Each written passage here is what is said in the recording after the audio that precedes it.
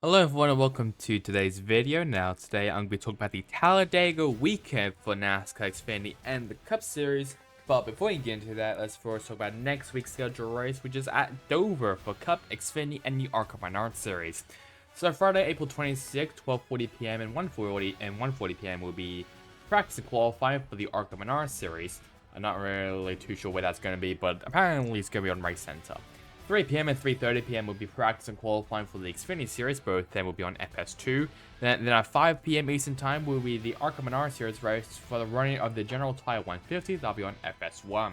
Saturday, April 27th, 10:30 a.m. and 11:20 a.m. will be practice and qualifying for the Cup Series. Both of them on FS1, PRN, and Sirius XM. Then 1:30 p.m. will be the Xfinity Series race for the running of the Bed Rivers 200. That'll be on FS1, PRN, and Sirius XM. And then finally on Sunday, on April 28th at 2 p.m. Eastern Time will be the Cup Series race for the running of the Worth 400. That'll be on FS1, PRN, and Sirius XM. So let's now have a look now at the Xfinity Series results. The winner of the NASCAR Xfinity Series race at Talladega is Jesse Love. Then we have Riley Herbst, Anthony Alfredo, Leland Honeyman, Brennan Poole, Sheldon Creed, Cesar Baccarella, Matthew Benedetto, Jeb Broder, and Cole Custer ran out of the top 10. Then Mason Massey, Haley Deegan, Kyle Sieg, Austin Hill, and Taylor Gray ran out of the top 15. Now, one driver also failed to qualify, that being Gareth Smithley for JD Motorsports. But the main thing I guess we'll talk about is Justin Allgaier. His luck continues to dwindle.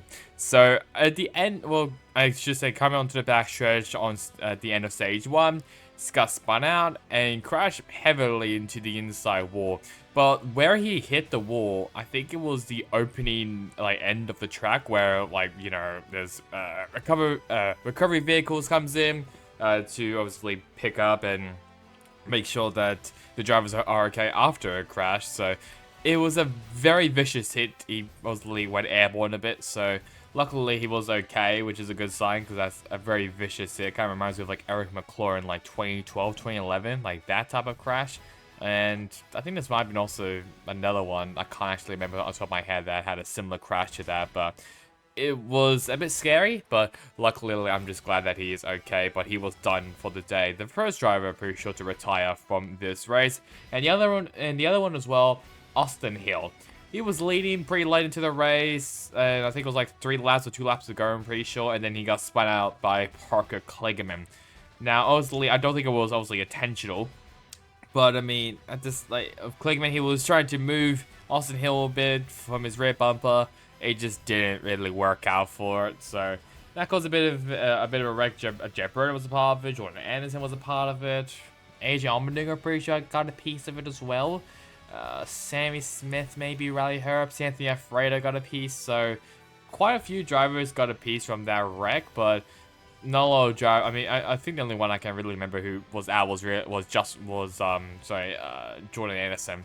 That was it. I think he might be the only driver who was out from that wreck, but obviously I might be wrong. But either way, Jesse Love, he gets his first career win in the Xfinity Series. I'm not surprised about that. I mean, he is an amazing, talented driver, so I'm not surprised by that whatsoever. But let's now have a look now at the other pitchers outside of the top 15. And where do we start? Well, I'm pretty sure, I think Riley Herbst won Dash for Cash, I'm pretty sure, this one. So I think it was what? I can't remember actually who was going to be Dash for Cash in Dover. But Joey Gase, he was in the leading pack as well up until he got spun out on the front stretch, so that was great. Josh Williams, Sammy Smith, Shane Van Gisbergen, and Blaine Perkins, all of them, I think, ran out of fuel at some points late into the race. I think after Austin Hill crashed, and I think Kligerman and others also crashed as well later. So that's pretty disappointing for those four, because they would have actually been top 10 at least, in my opinion. Ryan Ellis also spun out on the final restart. Kyle Weatherman got a piece of damage a couple times. Parker Kligerman, he was part of an accident on 2 laps to go or something. Who else? Jordan Anderson, like I mentioned before, was part of the accident, including Patrick Emmerling. Brandon Jones, Ryan Truex, Jamie Clemens, Sam Mayer, all of them were part of the owner of the massive wreck that happened in Turn 3. Jeffrey Earnhardt with an engine problem, and down in last place is Justin Allgaier with that wreck that I mentioned beforehand. But let's now have a look now at the Cup Series result. And the winner of the NASCAR Cup Series at Talladega is Tyler Reddick. And then we have Brad Keselowski, Noah Gragson, Ricky Stenhouse Jr., Alex Bowman, Anthony Alfredo, William Byron, Todd Gilliland, Daniel Hemrick, and Harrison Burton ran out the top 10. Then in 11th, Martin Truex Jr., Chase Briscoe, Ross Chastain, Ryan Preece, and Chase Elliott ran out of the top 15. Before we get into the final lap, I want to first talk about a certain driver, that being Erik Jones. So basically, the Toyotas, they were obviously all working together in turn 3. Now I think Bubba Wallace was either trying to make a move or something, not really too sure, but basically hooked Erik Jones right into the outside wall, and that collected Denny Hamlin. Now, obviously, it was kind of looked like a racing incident, but not really too sure.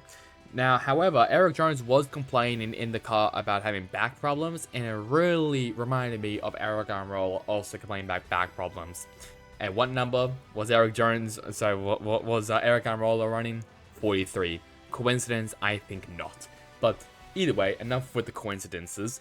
Erik Jones, he was first. I'm pretty sure he was released from the Medicare Center, did an interview, then was flown pretty sure to a nearby hospital to then get checked out, and then he was released and back. And I think he's now going back now. I'm pretty sure to his home in North Carolina. So that's at least a good sign, but I am a bit worried for Jones. Is he actually going to be in the car next week at Dover, or is it going to be relief driver? If so, who's going to be driving for them?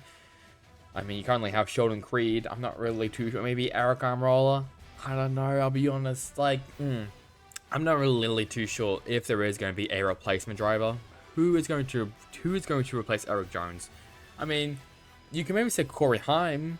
But I mean, or if you really want to, be in the Xfinity Series, do you really think Sheldon Creed is ready to be in a Cup car? I don't think so. Like, and that's the only full-time car. I mean, I should say full-time driver. Everyone else is in rotation.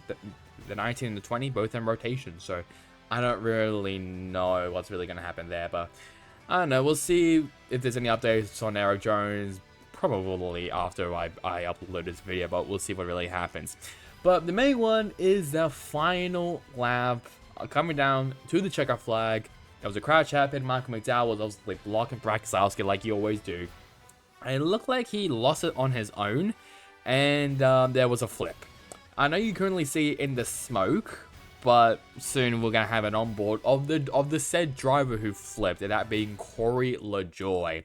So yeah, it was kind of reminding me of Kevin Harvick's, near flip in 2018. Not really too sure.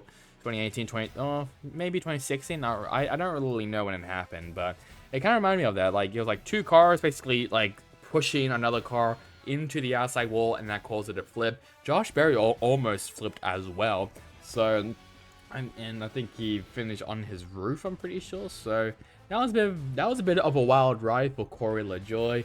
And I saw as well on Twitter, there was like a bunch of like references to the 2007 Daytona 500, where obviously when Kevin Harvick won, I think Clint Boyer, he was upside down and finished it in 18th. Corey LaJoie, both of them were driving basically the number 7 car.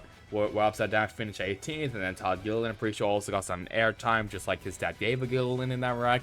I don't know, it's just this weird like coincidence that happened, but either way, well, I guess that's another driver to add to the flip list, along with like the likes of like Logano, Larson. Who else do we really have to say? Brad Keselowski, I know he flipped. Ryan Preece, Chase Elliott almost flipped, but that one really said. Harrison Burton, Hemrick in the Xfinity Series. I mean, I'm not too sure Byron has flipped. I know Christopher Bell flipped, but I guess Corey LaJoie is now in that club of drivers that have flipped over, and I know it's not really, I know it's not a pretty sight, but luckily Corey, he's okay, and he will compete in the next race. Let's now have a look now at the other finishes outside of the top 15. Now, Josh Berry, like I mentioned beforehand, he almost flipped over. He finishes down in 16th. Carson Rosevall, who I'm pretty sure pushed LaJoie to the line, he finished in 17th in front of his teammate Corey LaJoie in 18th. Joe Logano, our Stage 2 winner, finishes down in 19th. Austin Cindric, our Stage 1 winner, finishes in 23rd. Cody Ware, making his first Cup Series start of the season, finishes in 24th. Shane McGisbergen, who led some laps in the Wendy's Chevrolet, finishes out in 28th. Kyle Busch, pretty sure, like, finished race backwards or something, finishes in 27th. Shout out to BJ McLeod, who went from the back to the front in 10 laps. He is the new Dale Earnhardt. There's a reason why that he was driving the black number 78. He is the Intimidator. He finishes down in 32nd, sadly, so that's pretty disappointing there. Michael McDowell, pole sitter, finishes in 31st. Eric Jones, like I mentioned beforehand, finishes down in 35th, along with Bubba Wallace. Denny Hamlin, and down last place Christopher Bell, who was in his own separate wreck. So let's now have a look now at the Xfinity Series standings. So here are the standings now after the Xfinity Series at Talladega. Chandler Smith is still in the lead, only though by 14 points over Cole Custer and 16 points over Austin Hill. Then we have obviously our most recent winner, Jesse Love. Then Justin Allgaier, Riley Herbst, AJ Allmendinger, Sammy Smith, Parker Kligerman, Sheldon Creed around out the top 10. Then Ryan Sieg and Anthony Alfredo in 11th and 12th. Jesse Love has now punched his ticket into the playoffs along with Austin Hill and Chandler Smith. Let's now have a look now at the Cup Series standings. So here are the standings now after the Cup Series race at Talladega. Kyle Larson is still in the lead, only though by 15 points over Martin Truex Jr., then Chase Elliott, William Byron, Tyler Reddick, Denny Hamlin, Ryan Blaney, Ty Gibbs, Ross Chastain, Alex Bowman ran out of the top 10. Then Bubba Wallace and Chase Briscoe ran out the 11th and 12th positions. Alex Baldwin, the biggest mover inside of the top 12, gaining 4 spots, while the biggest loser was Denny Hamlin, going down 3 spots.